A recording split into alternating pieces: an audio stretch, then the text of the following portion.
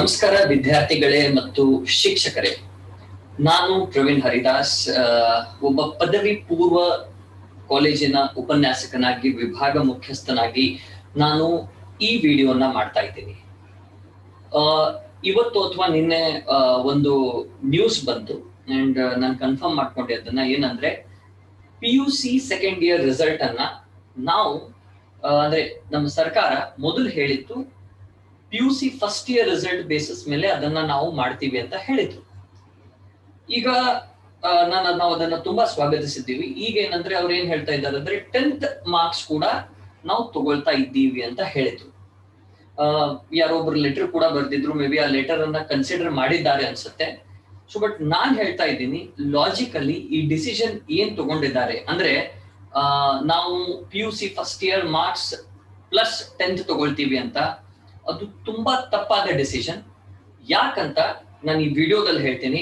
ಆದಷ್ಟು ಈ ವಿಡಿಯೋನ ಎಲ್ಲರಿಗೂ ಶೇರ್ ಮಾಡಿ ಅಂಡ್ ಸ್ವಲ್ಪ ನಮ್ಮ ಚಾನಲ್ ಸಬ್ಸ್ಕ್ರೈಬ್ ಮಾಡಿ. ನಾವು ಇದ್ರ ಮೇಲೆ ಸಾಕಷ್ಟು ವಿಡಿಯೋಸ್ ಗಳನ್ನ ಹಾಕೋಣ, ಸ್ಟೂಡೆಂಟ್ಸ್ ಒಪಿನಿಯನ್ ಹಾಕೋಣ, ಸೊ ದ್ಯಾಟ್ ಇದು ನಮ್ಮ ಶಿಕ್ಷಣ ಮಂತ್ರಿಯವರ ಕಡೆ ಹೋಗ್ಬೇಕು. ಅಂಡ್ ಒಂದು ಲಾಜಿಕಲ್ ಡಿಸಿಷನ್ ಏನಂದ್ರೆ, science result should be based on science parameters, commerce result should be based on commerce parameters, and arts marks should be based on arts parameter.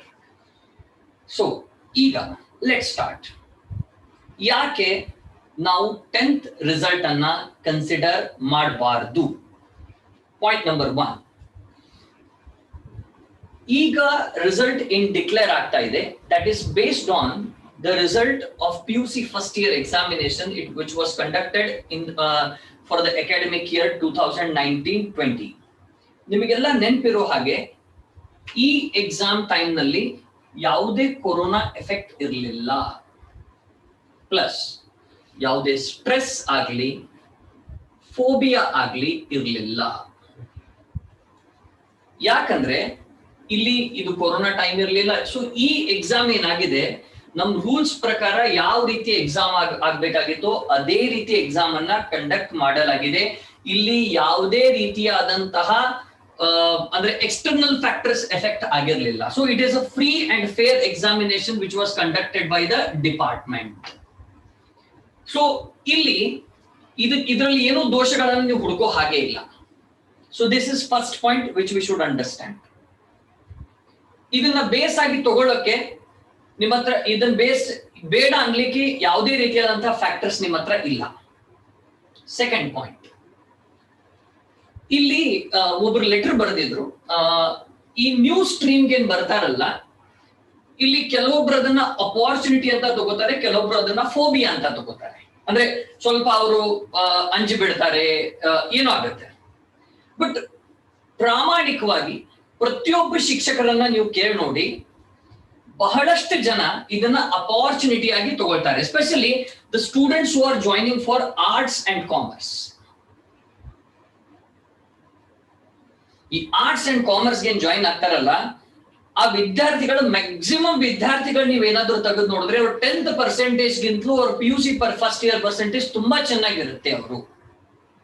ಯಾಕಂದ್ರೆ ಅವರು ನಾವು 10th ಸ್ಟ್ಯಾಂಡರ್ಡ್ ನಲ್ಲಿ ಅವ್ರು 2 ಸಬ್ಜೆಕ್ಟ್ ಅನ್ನ ಕಲಿತಿದ್ರು. One is science and other one is mathematics. ಅದು ಅವ್ರ interest ನಲ್ಲಿ ಇಲ್ಲೇ ಇಲ್ಲ ಆ ಸಬ್ಜೆಕ್ಟ್. ಅದನ್ನ ಬಿಟ್ಟು ಈಗ ಅವ್ರು ಯಾವ ಸಬ್ಜೆಕ್ಟ್ಸ್ ಗೆ ಬಂದಿದ್ದಾರೆ ಅಂದ್ರೆ, ಅವ್ರಿಗೆ ಬೇಕಾಗಿರೋ ಸಬ್ಜೆಕ್ಟ್ಸ್ ಬಂದಾಗ ಅದನ್ನ ಓದಿ ಅದನ್ನ ಉಪಯೋಗ ಮಾಡ್ಕೊಳ್ಳೋರೇ ಜಾಸ್ತಿ ಹೊರತು ಅಡ್ಜಸ್ಟ್ ಆಗ್ಲಾರ್ದೆ. ಅವ್ರು ಹೇಳಿದ್ರು ಫಸ್ಟ್ ಇಯರ್ ಗೆ ಅಡ್ಜಸ್ಟ್ ಆಗೋ ಟೈಮ್ ಕಡಿಮೆ ಇರುತ್ತೆ ಅಂತ. ಇಲ್ಲ, we have got enough time to adjust. And ನನಗನ್ಸುತ್ತೆ ಫೋಬಿಯಾಗಿಂತಲೂ ಅಪಾರ್ಚುನಿಟಿ ಅಂತ ತಗೊಂಡವ್ರೆ ಜಾಸ್ತಿ. ಅಂಡ್ ಇದೊಂದು ಬೇಡ್ರಿ. ಅಂಡ್ ಇನ್ನೊಂದು ಹೇಳ್ತೀನಿ, ಇಲ್ಲಿ ನಾವು PUC ಫಸ್ಟ್ ಇಯರ್ ಅನ್ನ 10th ಅನ್ನ ಯಾಕೆ ತಗೊಳಕ್ಕಾಗಲ್ಲ ಅಂದ್ರೆ, ನೀವು ಸೆಕೆಂಡ್ ಇಯರ್ ಕಾಮರ್ಸ್ ರಿಸಲ್ಟ್ ಆಗ್ಲಿ, ಸೆಕೆಂಡ್ ಇಯರ್ ಆರ್ಟ್ಸ್ ರಿಸಲ್ಟ್ ಆಗ್ಲಿ, ಅದನ್ನ ಟೆಸ್ಟ್ ಮಾಡೋಕೆ you are using the marks which are scored in science and mathematics. How is that possible? 10th standard ನಲ್ಲಿ ಸೈನ್ಸ್ ಮ್ಯಾಥಮೆಟಿಕ್ಸ್ ನಲ್ಲಿ ಬಂದಿರುವಂತ ಅಂಡ್ ಕಾಮರ್ಸ್ ನವರಿಗಂತೂ ಇವ್ ಯಾವ್ದು related ಇಲ್ಲ. ಸೈನ್ಸ್ ನ ಮ್ಯಾಥಮೆಟಿಕ್ಸ್ ಅಂಡ್ ನ social, out of the entire 10th standard syllabus, commerce syllabus only ಒಂದು 5 to 10% ಇರುತ್ತೋ ಇಲ್ಲೋ, ದಟ್ ಇಸ್ ಡೌಟ್. ಕಾಮರ್ಸ್ ನಲ್ಲಿ ಈ 5 to 10% ಕೂಡ ಬರೋದು ತುಂಬಾ ಕಡಿಮೆ. And few schools don't teach that part also. economics part barutte adu. So this will be completely illogical, and you are evaluating the science results on the basis of the social marks which were scored in 10th standard. That is also illogical.